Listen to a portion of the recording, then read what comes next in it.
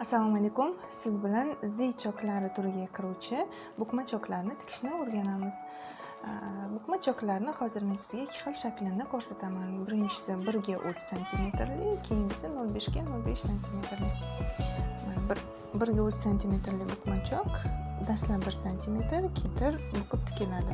Ushbu chok buyumning etak qismlarini, yeng uchlarini buklab tikish uchun foydalaniladi. Mana bu shaklda avval 1, keyin 3 buklaymiz va mana bu yerdan 0,1 santimetr masofa qoldirib, mashina yordamida tikamiz. Dastlab 3, dastlab 1, keyin 3.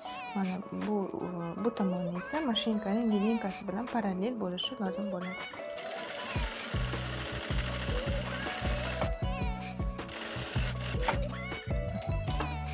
Birinchisi tayyor, endi ikkinchisiga o'tamiz. Ikkinchisi 0,5 santimetr ga 0,5 santimetr.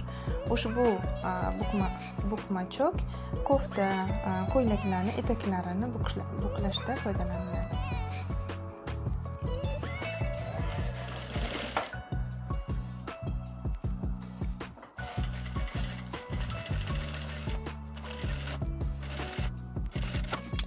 Mana bunda ham tikish jarayonida 0,1 santimetr buklab, 0,1 santimetr masofa qoldirib tikilsa, juda ham chiroyli chiqadi. Endi buni dazmollab olamiz. Mana bukma choklar ham tayyor bo'ldi.